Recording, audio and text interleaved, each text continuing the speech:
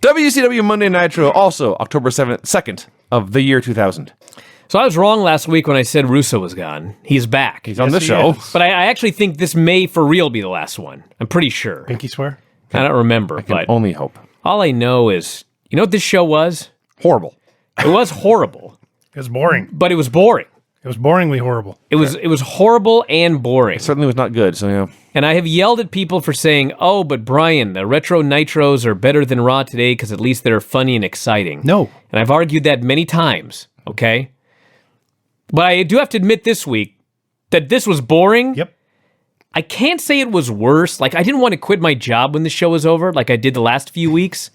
But man, what a chore to get through such a boring show. It was a slog. And you know what's boring about it? The wrestling. Well, Okay. you're not wrong. Last week, at least, we had that. Was it Lance Storm and Sting last week? Yes. Yes. That was a good match Yes, in the it middle was. of that awful, awful show. They recapped that awful, awful show. Goldberg arrives. Filthy Animals come out for a promo. Oh my God. Conan has the duck. He implies that Disco has been violating the duck and announces we're going to have a ladder match for the Hold duck. on. Not just that he violated the duck. There was a hole in the bottom of the duck, you see. And then Conan got a hold of the duck and they had to enlarge the hole. So Conan was getting Disco sloppy seconds from a plastic duck. I'm presuming he didn't actually violate the duck. I mean, I could be wrong. That's what he implied. But yes, this show opened up with Conan Why are we discussing this? challenging Disco to a ladder match with a duck with a hole in its bowels hanging from the ceiling. Yeah. A bigger hole. You want this duck, he says. Come get it. We'll hang it for a ladder match. So, okay. Simple, dumb, but simple enough. If Disco wins the ladder match, he gets his duck, right? Right. Okay. I thought that it was Conan versus Disco in a ladder match. Right. See, For a duck. yeah. Am I wrong? Is that not what you would think when you That's what saw I this? thought. It did take me a long time to figure out what the match was. A guy comes out. A dude comes out to team with the Disco Inferno because it's a tag team ladder match for possession of a duck. Yes. I'm like, who is this bald guy? Right. Is that Luke Gallows? Who is that? That was not Luke Gallows. I'm just flabbergasted. And then I discover it's Alex Wright. He's back. Last time we saw him, he was Berlin. Right. Now he's Alex Wright again, but he shaved his head. Still bald, yeah. Where has he been? Why is he here?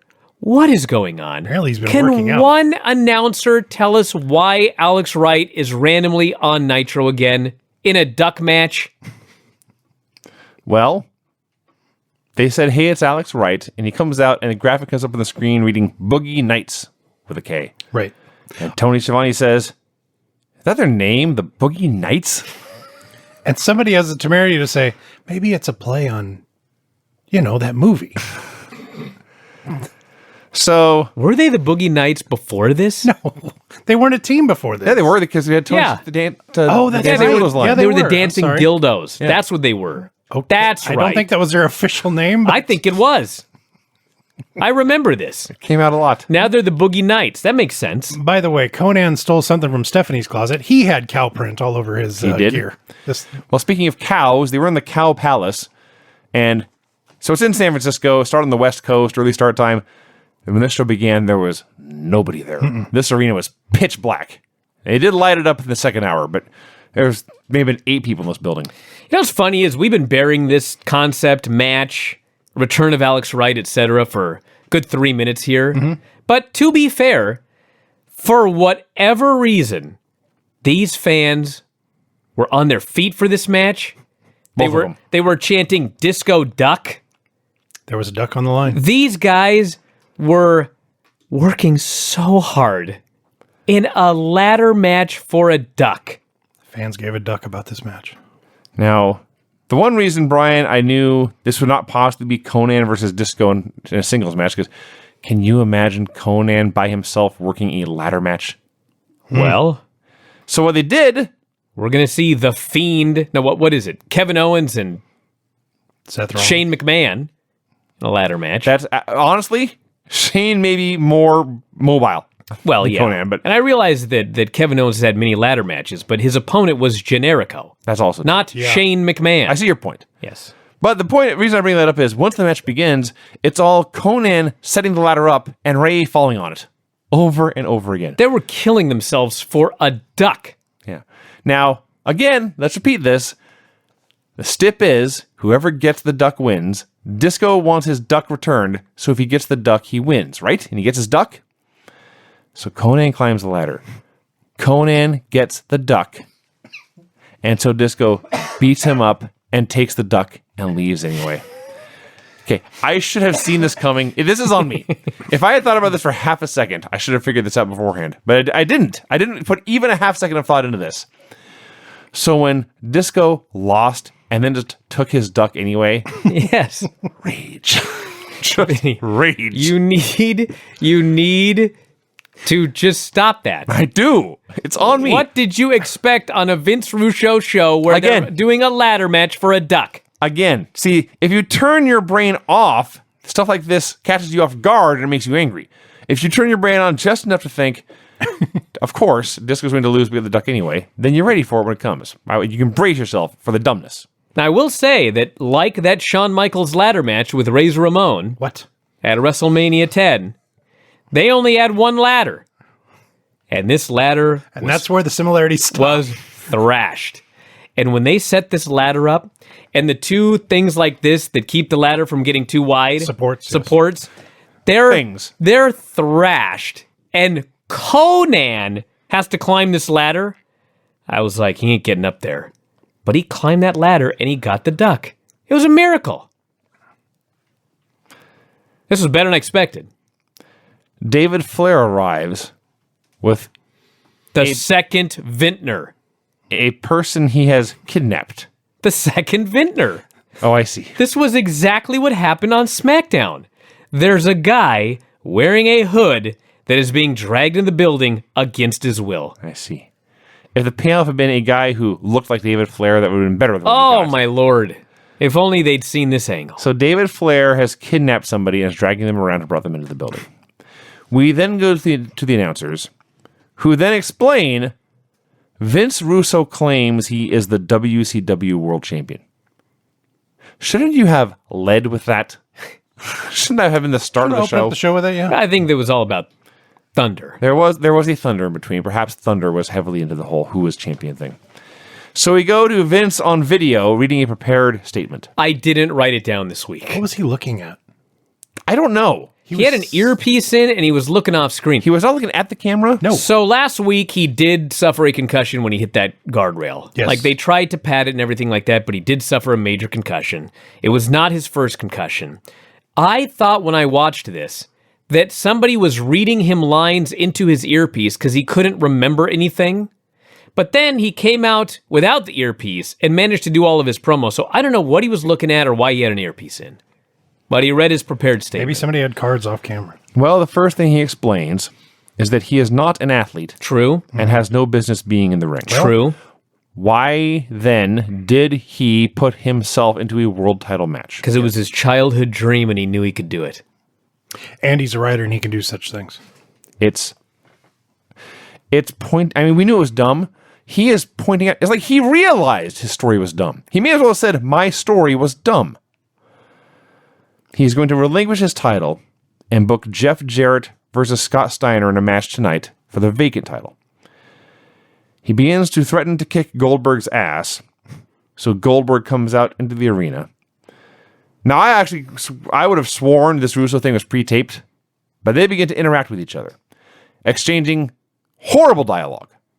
These were not pleasantries No. being exchanged. So Russo comes out in a Pope-mobile. Goldberg kills all the security guys, and then Russo says, before you lay a hand on them, listen to me. And I thought, it's way too late. And Scott Hudson says, it's too late. So they still go back and forth for a while. These hated enemies who just have a chat.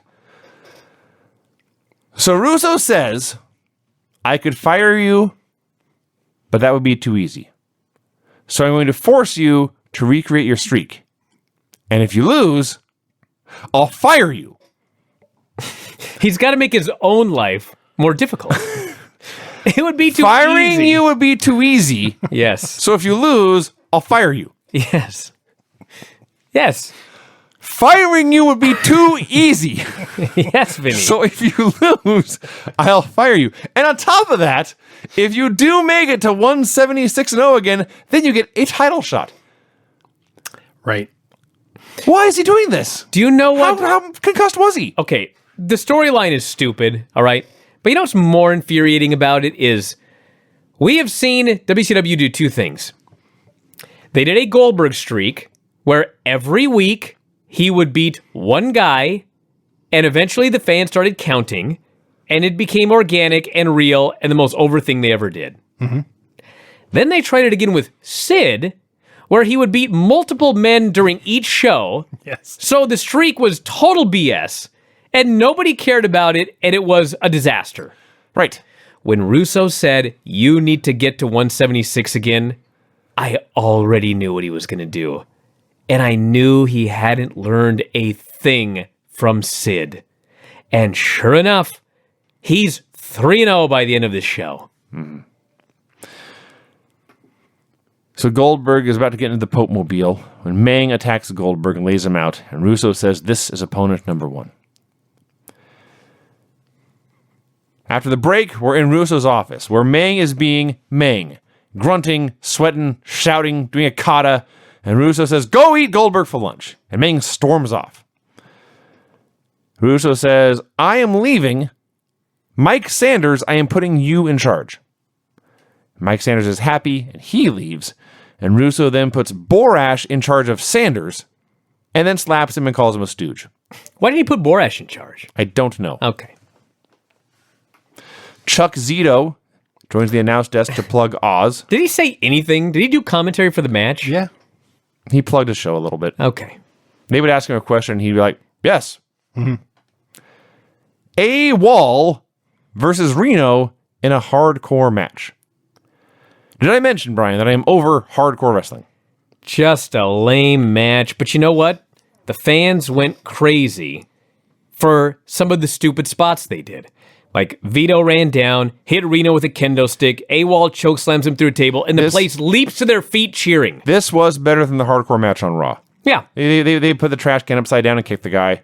They did some stuff here. So A-Wall is announced as the new hardcore champion. Yeah, the title is vacant. They give him the belt.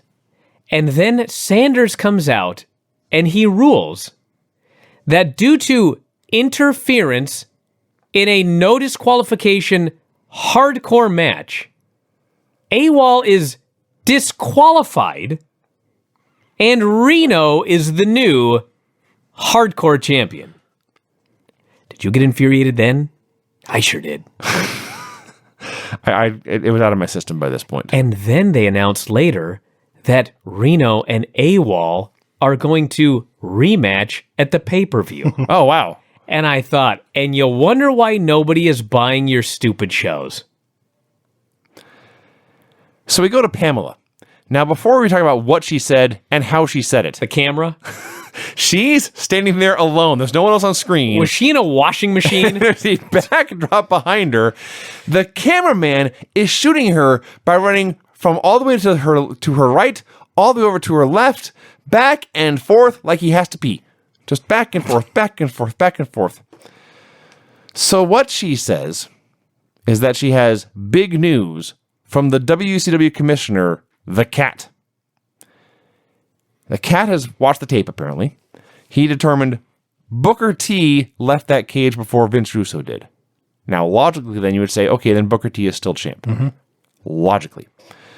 What the Cat has decided is that it will be, instead of Steiner versus Jarrett for the vacant title, it will be Booker versus Sting for the vacant title.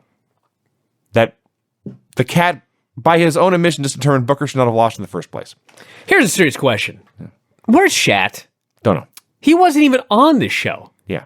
Is it that hard to show up one day a week and do your job as commissioner? I don't know.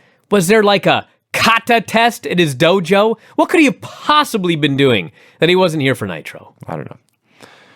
So it's done, and we can all move on. But Pam has to get the last word in. And she says, talk about controversy. Stay tuned. Well, she's right. Hey, listen, she sucks, but she's so much better now than she was on week 1. Low praise. Yes. David is backstage torturing his kidnap victim. His gimp. Yeah. Was it Filthy Tom?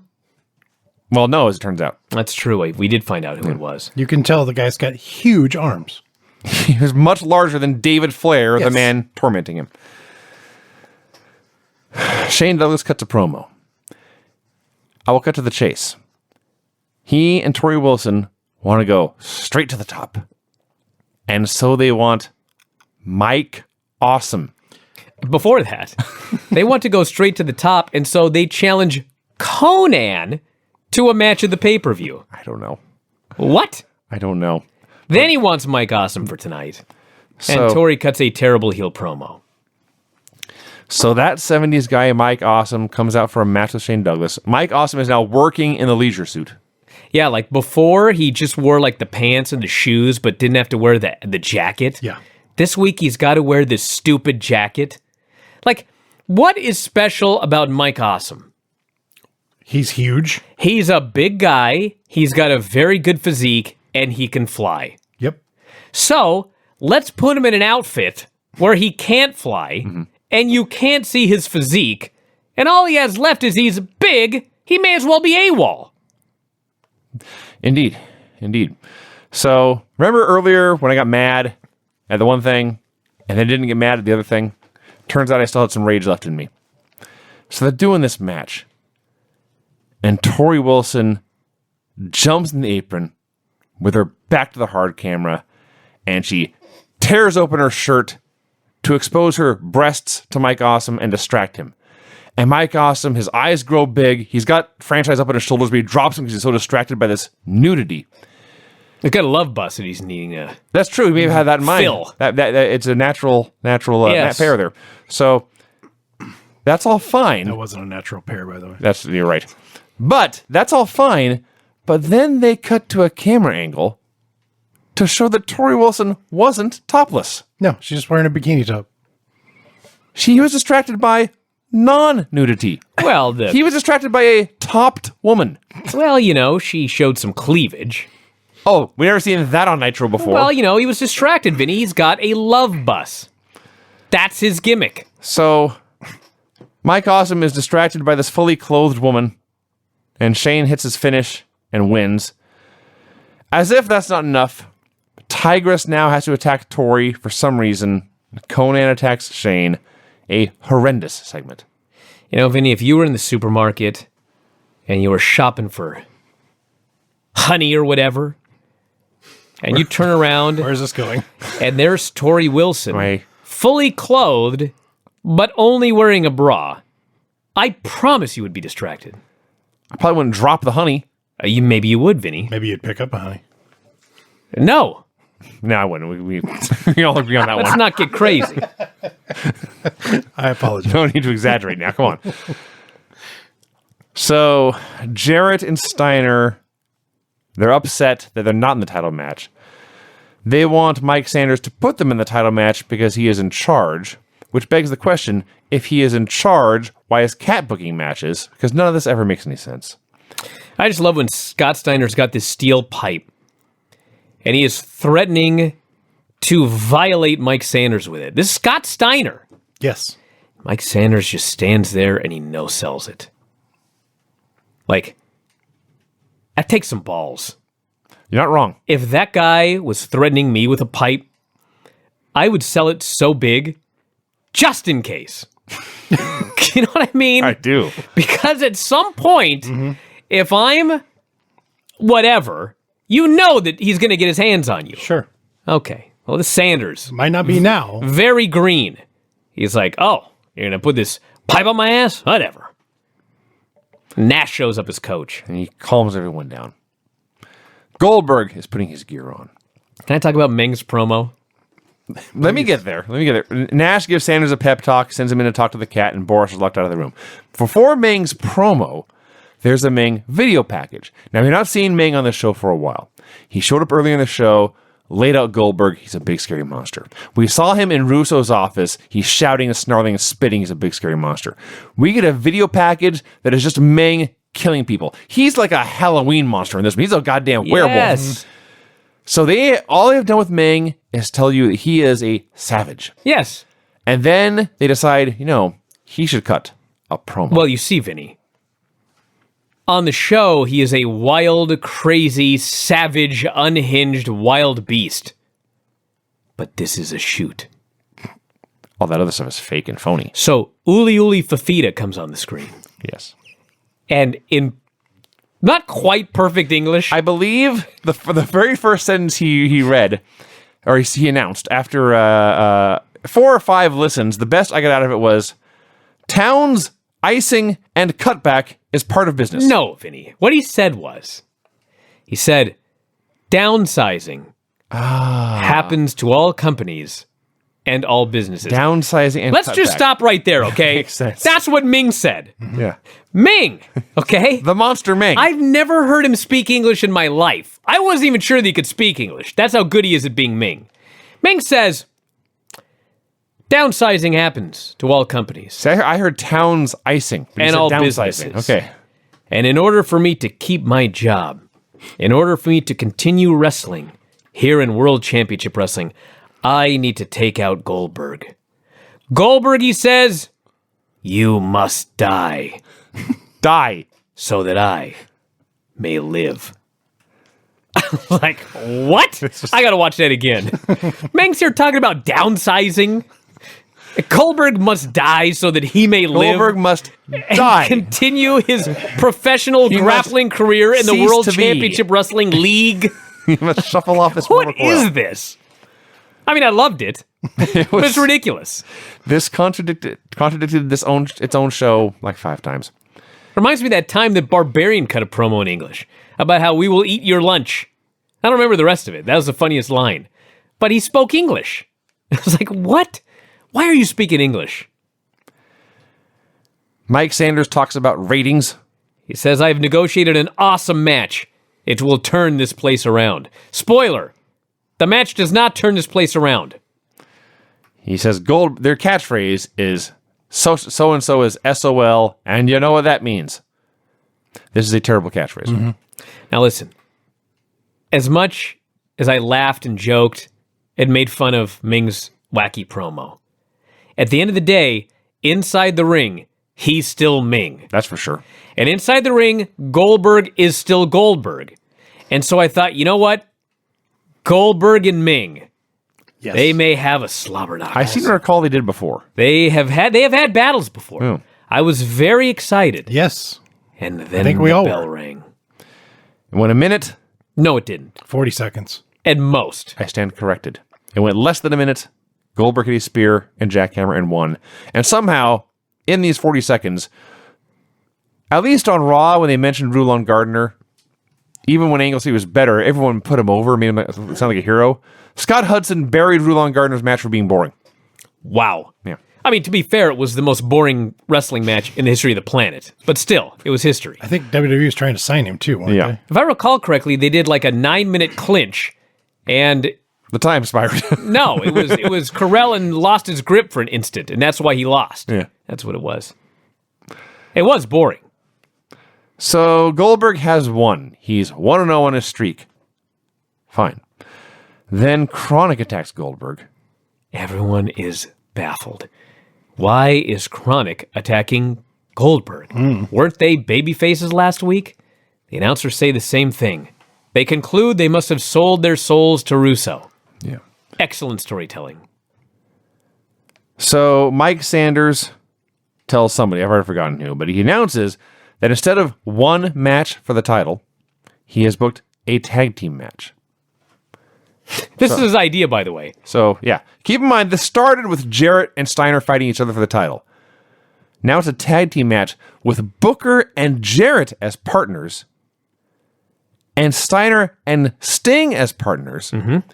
Those two teams will fight, and the winning team will then fight each other for the world title. Yes. Okay. We'll get to the match itself. I will just say for now, I'll get to the match itself later. David has this hostage backstage. He literally waterboards this person. Yeah. They've got a hood over their head. David teases them with water and then pours a bucket over their head, and they're screaming and wailing.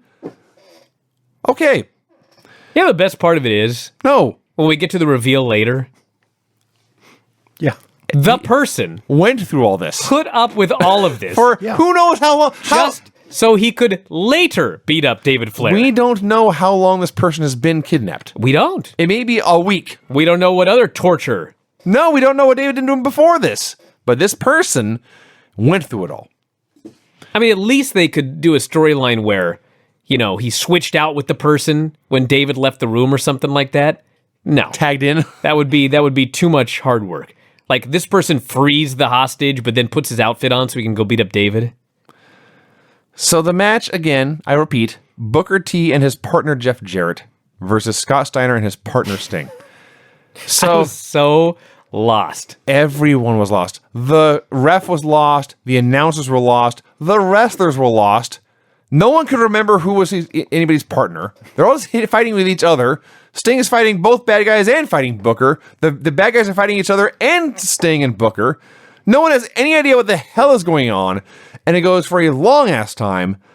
Finally, the ref gets bumped. Jarrett hits Sting with a guitar. He tried to hit Booker. Booker moved. He hit Sting. Mm-hmm. So, Yes, Jarrett tried to hit his own partner to prevent his team from winning the match where if they won, they would face each other for the title. yeah. So he hits happened. Sting. So then he covers Sting. Scott Steiner, who is Sting's partner, runs interference and prevents Booker T from breaking up the pin. So Jarrett wins, and I think at the very end, Scott Steiner realized what he had done and felt dumb. Well, I hope so. This was... How to screw up something that could have been so easy. I was so confused, okay, that when this match was over, I wrote, and I quote, "I guess it is Scott Steiner versus Sting in the main event." I was exactly wrong. You were. It wasn't until you had even pointed this out, I didn't even think about the fact that Jarrett had broken a guitar over his own partner's head. Yes. This show. No. He broke the guitar over Sting's head. You tried. But he had been swinging at his own partner. Yes. I need a break, man. We got to power through this. We're only halfway through this show. No. Elix Skipper comes out. He calls himself the 100 and under kilo Canadian champion. He buries Americans. All you stupid Americans, he says, so everyone will hate him now. In San Francisco. He shows the clip of Kevin Nash calling Beetlejuice Elix. This made Elix Skipper very angry. So Nash and the Natural Born Thrillers come out. Nash apologizes to Beetlejuice for comparing him to Elix. Sanders then says, "You and I, Elix Skipper, are about to have a Cruiserweight Championship match." By the way, the Whack Pack was on Raw last week, and Beetlejuice was on WCW. No, Whack Pack was on Nitro. They did Yeah, the they, bikini were, they were all contest. here on Nitro. Oh, that's right. I'm sorry. Yeah. So Sanders says, "I am going to add some stipulations to this Cruiserweight Championship match. First of all, even though Team Canada is not out here, I'm going to ban them." Thanks, Mike. You banned non-existent people. Then he announces, "In this match, before you can pin someone, you must powerbomb them." Yes. Elix must powerbomb Kevin Nash. Well, I'd like to see that. then Sanders says, "Also, it is a handicap match, and my partner is Kevin Nash." And so we got Mike Sanders and Kevin Nash versus Elix Skipper in a handicap must hit a powerbomb before you win Cruiserweight Championship match. Nash is also doing a commentary and a promo in the middle of his match. Nash is out there, jeans, baseball cap, Hand in pocket. hand in pocket, doing comedy over the mic, talking about how Elix is a fake Canadian. I'm like, okay, I got it. You're too cool for school. Would you He's just get the hell out of here, moved you to idiot? Canada because he makes $30,000 a year, but that's a millionaire in Canada. It's like, well, why don't you move to Canada then? Elix makes his comeback, but nobody cares because he said to their face that all the fans are stupid Americans. Nash erases him, power bombs him, Sanders wins. Only at this point did I actually realize this was a cruiserweight title match. Mike Sanders, the new cruiserweight champion, the new 200 kilos and under champion, or whatever the hell it is, 100 kilos. Whoop-dee-doo, I wrote. Whoop-dee-doo. Spelled it out. Goldberg is leaving. The Red Rooster says, no, you've got another match. So Goldberg goes back in. Shouldn't it be like Borash telling him that since he's the stooge? Should have been, yeah. Nash says, I'm going to shower. Why? Much like Victoria, why? He, I guess, goes in the shower. He closes the door behind him. At this point, the Natural Born Thrillers, a half dozen jacked up giant men, get attacked by Lance Storm and retired Hacksaw Duggan. No, he's not retired. He had been. He was. Okay. He's back now. Yeah, but yeah. yeah. Regardless, these two men beat up all the Natural Born Thrillers by themselves. They were the biggest baby faces. Hacksaw's being Hacksaw. He's beating up these thrillers after Elix got beaten 2-on-1 in a totally unfair match. These guys are supposed to be the top heels. Or at least three. Are of the they? top heels. Are you sure? No, they're supposed to be heels. I know that much.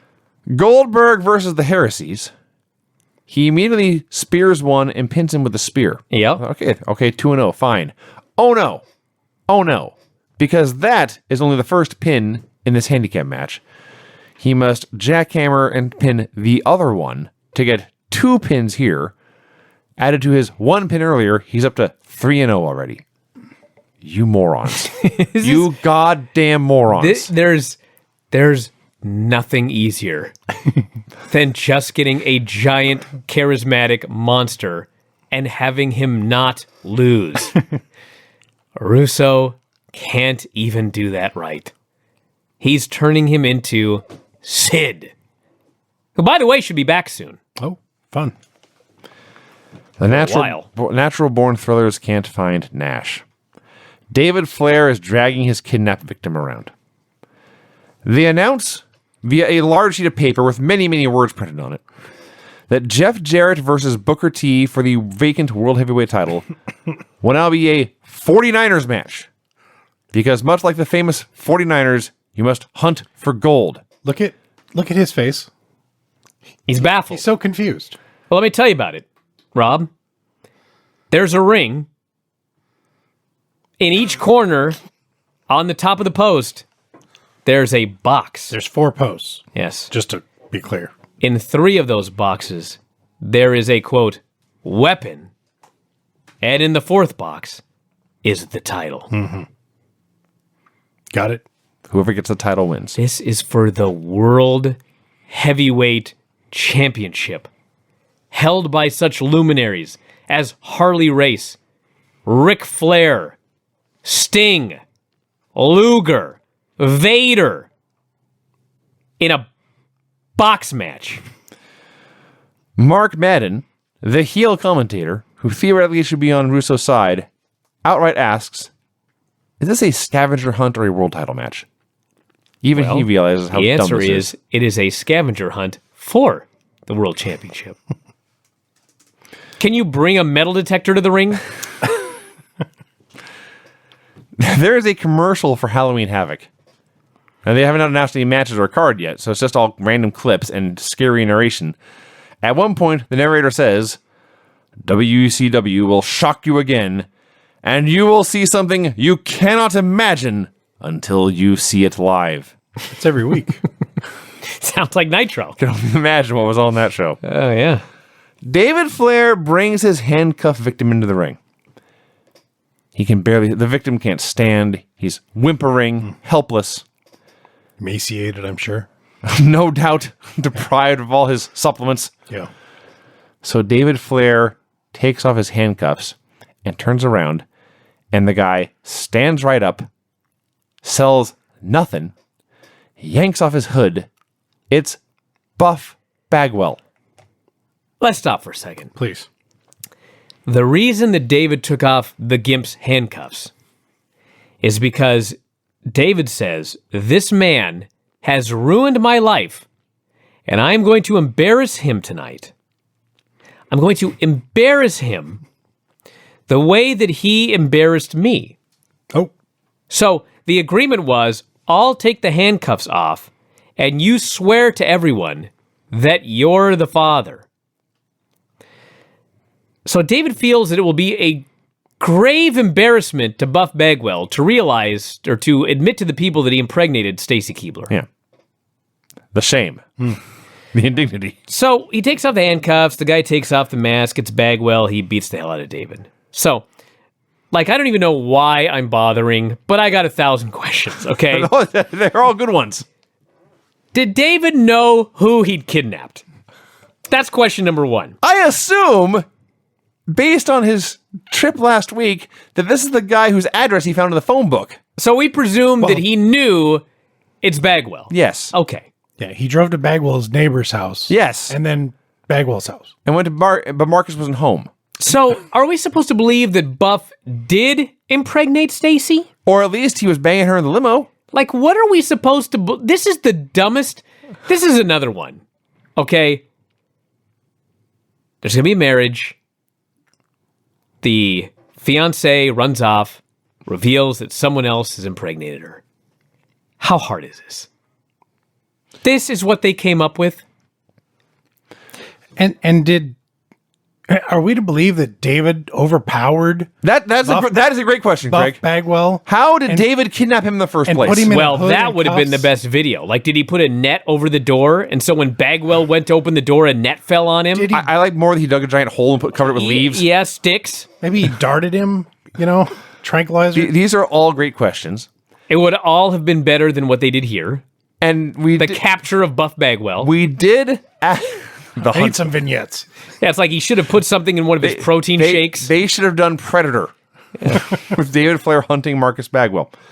And again, we did ask this before, but it bears repeating. If Buff was so fine that he could stand up and take the hood off as soon as those handcuffs were off, why did he let David Flair drag him all over who knows where for who knows how long? Well, to be fair, he was handcuffed. He was handcuffed, but he was fine. He was fine. I believe hooded, handcuffed Buff Bagwell would beat David Flair's ass. It's decent chance. Did no flight attendant raise a hand when they got in the plane to come to San Francisco? He drove, Craig. I'm sorry. Yes. From Atlanta. Temerity. Yes. From Marietta. What were they in? Oh, they were in San Francisco. It's a long drive. Yeah, I'll say. It's a long drive. What are you nodding at? What's Rob doing over here? So I'm really befuddled by the fact You don't say. Well, yeah, no. Let's just stop right there. Yeah, yes. That's not about you. It's about this show. No, I get that. I get that. Yeah. But what I was going to say is I'm kind of befuddled that you guys are more. This bothers you more than the fact that at the beginning of the show, Disco was in a fight over A duck. a duck that he was presumably fucking. Yes, both of them were. Well, that's what they Well, claim. Yeah, right. I think it's just rumors. That then, who's he fighting? David Flair. No. Conan. Thank you. It's That tag match. Conan then cut a hole in because to imply that he was also fucking the duck, This happened. I turned his mic on for this. and thus is then bigger. Implies that he is a much more endowed than Disco, yes. That was and the thus joke. ruining the duck. Where are we for going Disco. here? Why would Disco be so badly want to get this duck back that has been ruined? 30 minutes and he finally asked a question about the first match? Well, maybe he had a question earlier. I don't know. I don't know, Rob. I have no idea. Rob, there's a lot of questions that all of us have. It is. He's got a point. Well, of course he's got Why a did point, but Disco why are we want this asking duck this 35 minutes into the review? Get out of here, Rob. You kidding me? There's no way we can even address. We can't even ask all the questions about the show, let alone answer them. I mean, are we sure that Bagwell didn't impregnate the duck? No. Okay. Well, as long as we don't have answers to anything. So Duck Bagwell. we go to commercial. Fluff.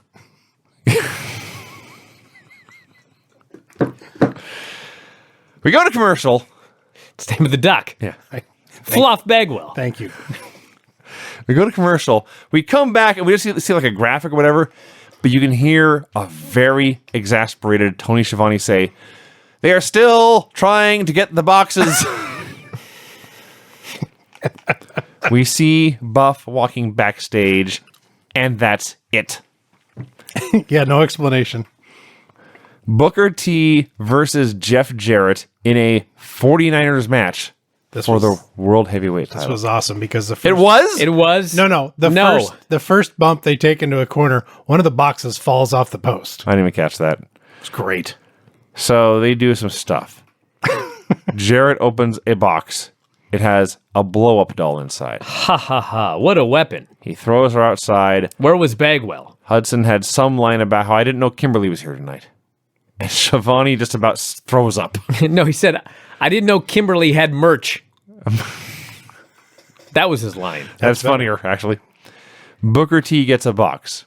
Inside the box is a framed photograph of Scott Hall. You thought you were mad earlier today when he opened that box and it was a picture of Scott Hall. The first words I wrote, "Is this company dead yet?" That's almost where I quit. The only reason I did not is because 19 years later, I actually remembered that one of these boxes had a picture of Scott Hall. It was stupid enough to imprint itself in my memory. Box number 3. And by the way, they did use the picture as a weapon. They broke it over Jarrett's head and moved They on. did not use the blow-up doll as a weapon. No. Box number 3 contained a coal miner's glove. An actual Weapon. old school wrestling dangerous weapon. A big loaded metal glove. You put it on your hand, you punch people with it, and they die. This was a welding glove. Thank you, Craig. I'm just when they did the coal miners glove matches in Portland, there was like steel on the outside of the You knuckles think and they stuff. thought far enough ahead to get a coal miner's glove? It would have been nice. Point being, they get this glove. They hit each other like 5 times with it. And then they throw the glove away and start doing sleepers. Yeah. They suddenly had, I swear to God, like a 12-minute wrestling match in the middle of this. And by the way, it's Jeff Jarrett versus Booker T. So close your eyes and imagine the match. Mm-hmm. Jarrett puts on holds. Booker makes a comeback. Jarrett cuts him off. He puts him in more holds. They lay on the mat. Tony Schiavone is screaming about all of the drama that we're seeing here. I'm like, where? The drama is whether I can stay awake for another 10 minutes. So Jarrett decides he's going to hit Booker T with a guitar. He goes under the ring, he grabs the guitar, but he can't get it out. It's stuck on something. Someone's too strong. Mark Madden, who I'll repeat to you is the heel announcer, says, quote, "This is dumb. Jeff should just get the box with the belt." Yeah. You're right, Mark. This is dumb. He should get the box with the belt. So Jarrett can't get the guitar from under the ring. He gives up. He goes to the top rope. When out from under the ring comes Beetlejuice. He climbs up in the apron. He punches Jeff Jarrett in the balls. Can you imagine? Let's take an untrained Beetlejuice, and his spot is to give Jeff Jarrett repeated low blows. Yeah. Like right to the scrotum. Yeah, he used it like a speed bag. Yes. So, after Booker T can't beat Jeff Jarrett, but Beetlejuice can, Yes. because Booker's the worst champion in the history of the world. Booker, I simply wrote, Booker knocks Jeff Jarrett off the top rope and gets the box and wins. That's what I wrote. That's not what happened. What actually happened is so much worse because it's WCW and anything that can go wrong will. It's Murphy's Law as a wrestling promotion. Booker yanks the box down. The box disintegrates. Yes. Yes. like It's made of See the particle videos board, of paper atom bomb mache. tests where things just fade away, houses disappear? That's happened to this box.